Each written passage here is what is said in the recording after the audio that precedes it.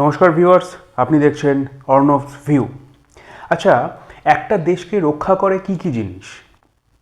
হ্যাঁ, এটা খুব সহজ উত্তর যে একটা দেশকে রক্ষা করে সেই দেশের গভর্নমেন্ট এবং সেই দেশের আর্মি। গভর্নমেন্ট কীভাবে রক্ষা করে সেই দেশকে? গভর্নমেন্ট রক্ষা করে বাইরে বা ফরেন পলিসি দিয়ে বা বিশ্বের বিভিন্ন দেশ সেই দেশের উপর যাতে যেভাবে প্রেশার ক্রিয়েট করে সেটাকে হ্যান্ডেল করে, দেশের অভ্যন্তরীণ অবস্থাকে সুদৃঢ় করে, বা দেশের মধ্যে নানা রকম ইনভেস্টমেন্ট আনে, দেশের মানুষের যাতে কোনো রকম সমস্যা না হয় সেটা দেখে।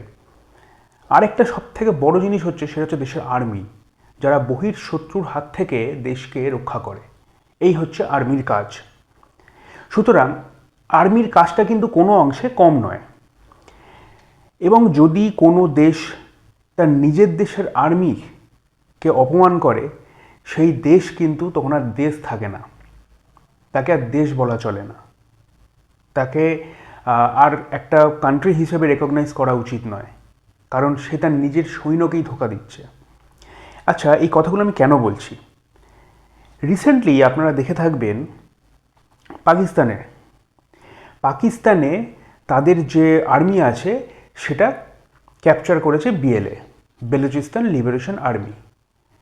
এই বেলুচিস্তান লিবারেশন আর্মি কয়েকদিন আগে যখন পাকিস্তানে এতগুলো সৈন্যকে ক্যাপচার করলো, তখন বেসিক্যালি একটা প্রশ্ন এসেছিল যে এই যে ভিডিওগুলো তারা করে, মানে আর্মিকে তারা ক্যাপচার করেছে, সেখানকার ভিডিও করে সোশ্যাল মিডিয়ায় ছেড়েছে, তারপরে আসিম মুনির, ওখানকার ফিল্ড মার্শাল, পাকিস্তানের ফিল্ড মার্শাল, কিন্তু কোনো কথা বলছে না, চুপ।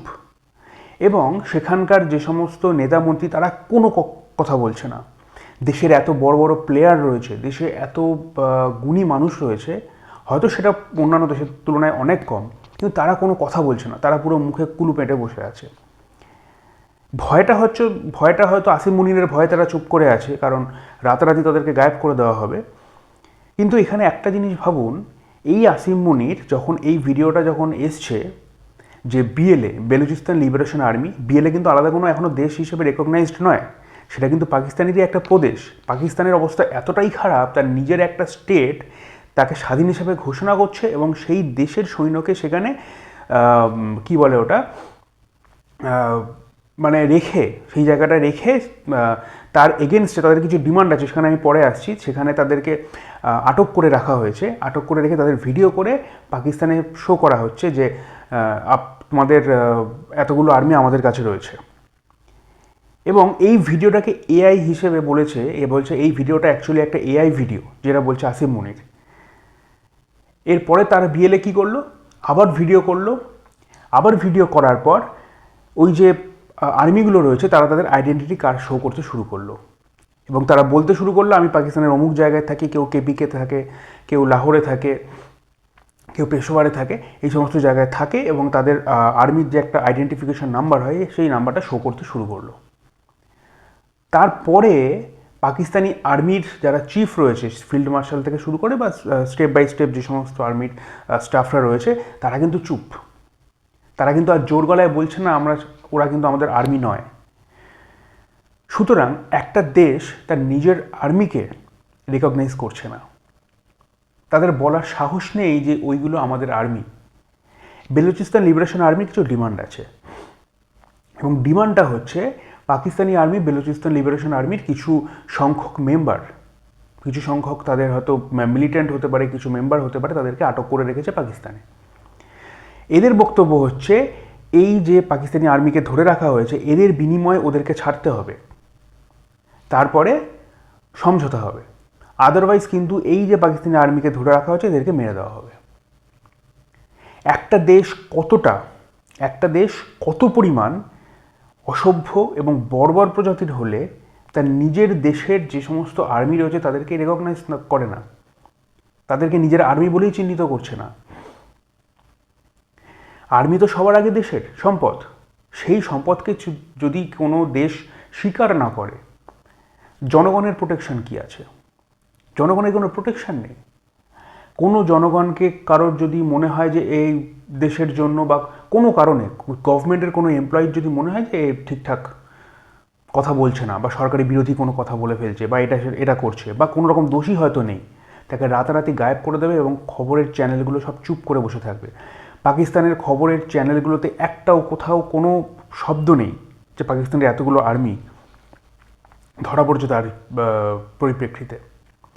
ভারতের অভিনন্দনের কথা মনে আছে? ভারতের যে আর্মি স্টাফ ছিল অভিনন্দন, এই অভিনন্দন কিন্তু তার নিজের দেশের জন্য ফাইটার জেটে করে অ্যাজ আ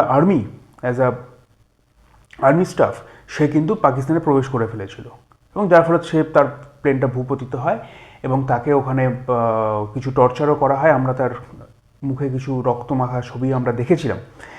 কিন্তু পরবর্তীকালে ভারত কিন্তু তাকে ফিরিয়ে এনেছিল। ভারত কিন্তু কোনো দিনও বলেনি যে এটা আমাদের আর্মি নয়, একজন আর্মি, শুধুমাত্র একটা আর্মি। তা সেক্ষেত্রে কিন্তু ভারত এত কিছু করলো। আর পাকিস্তানের ডজন ডজন আর্মি বিএলের কাছে বন্দি হয়ে আছে, পাকিস্তানের কোনো কথা নেই।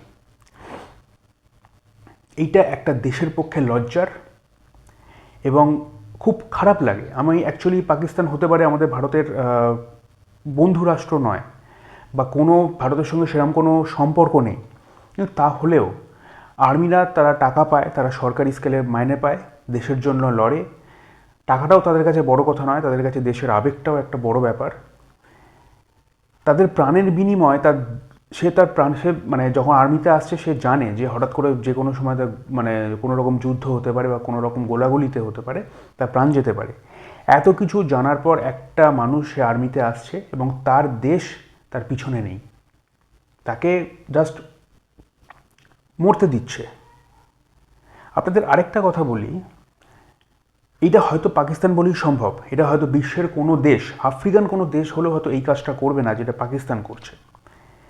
সেই কাজটা হচ্ছে, লাস্ট আপনারা জেনে থাকবেন, পাকিস্তানের একটা ট্রেন বেলুচিস্তান থেকে পাকিস্তানে আসার সময় সেটা হাইজ্যাক করা হয়। সেটা অ্যাটাক করে এবং লাইন থেকে সেটাকে আলাদা করা হয়, এবং তার ভেতরে বেলুচিস্তান লিবারেশন আর্মি প্রচণ্ড পরিমাণে নরসংহার করে, প্রচুর মানুষকে মেরে ফেলে, সব ঠিক আছে। এবং সেখানে কিন্তু পাকিস্তানের আর্মি কিন্তু মারা যায়, পাকিস্তানের প্রচুর আর্মি মারা যায়। এবং যেগুলো কিন্তু জানা যায় যে এগুলো পাকিস্তানের আর্মি, এবং পাকিস্তানের আর্মি স্টাফ যারা রয়েছে পাকিস্তানের, মানে অ্যাকচুয়ালি পাকিস্তান গভর্নমেন্ট কিন্তু রেকগনাইজ করেছে এরা আমাদের আর্মি হিসেবে। তারপরে তারা কি করেছে জানেন? তারপরে তাদের কাজ হলো, তাদের যে অ্যাকচুয়ালি ডেথ হয়েছে সেটা তো ডিক্লেয়ার করতে হবে সবার সামনে যে এতগুলো আমাদের আর্মি আছে তাদের ডেথ হয়েছে। তাদের কোনো রকম ডিক্লারেশনে যায়নি, তারা নিখোঁজ বলে চালিয়ে দিয়েছে। এবার আপনি ভাবছেন নিখোঁজ হয়ে গেছে, ডেথ বলে ডিক্লারেশন করেনি, এর কারণটা কি? এর কারণটা হলো, যদি ডেথ হিসেবে ডিক্লেয়ার করে যে এই পার্সনগুলো যারা আছে সব ডেড, তাহলে কি হবে? তাদেরকে পরিবারকে কিন্তু পেনশন দিতে হবে, সরকারি স্কেলে তাদের পেনশনটা দিতে হবে। কিন্তু যদি নিখোঁজ হয়ে যায় তাহলে গভর্নমেন্টের লাভই হচ্ছে অন্য দিক থেকে, তাদের স্যালারিও দিতে হচ্ছে না, এবং সেকেন্ডলি তাদের ফ্যামিলিকে পেনশনও দিতে হচ্ছে না। এইভাবে ছলচাতুরি করে একটা গভর্নমেন্ট কখনো টিকে থাকতে পারে না, যদিও পাকিস্তানের এটা ইলেক্টেড গভর্নমেন্ট নয়। এই ধরনের অরাজকতা চলছে পাকিস্তানে, যে পাকিস্তান তার দেশের মানুষকে একটা সামান্য বেসিক নেসেসিটি, একটা সামান্য বেসিক রিকোয়ারমেন্ট, একটা মানুষের বেসিক রিকোয়ারমেন্ট থাকে, কি থাকে? আমার রাস্তাঘাট ভালো হবে, আমার ইলেকট্রিসিটি থাকবে, আমার রান্নার গ্যাস থাকবে, এগুলো হচ্ছে বেসিক রিকোয়ারমেন্ট থাকে একটা দেশের মানুষের, তার গভর্নমেন্টের কাছ থেকে এক্সপেকটেশন থাকে। পাকিস্তানে সেইগুলোও নেই। সুতরাং পাকিস্তান হচ্ছে একদম মানে ফেল্ড স্টেট, যারা তাদের নিজের সৈন্যকে পর্যন্ত রেকগনাইজ করতে পিছিয়ে আসছে। এখন এই পর্যন্তই। এরপরে এই ঘটনায় কোনো আপডেট এলে সর্বপ্রথম নিয়ে হাজির হব আমি, অর্ণব শাহ, আপনাদের সামনে। জয় হিন্দ, জয় ভারত।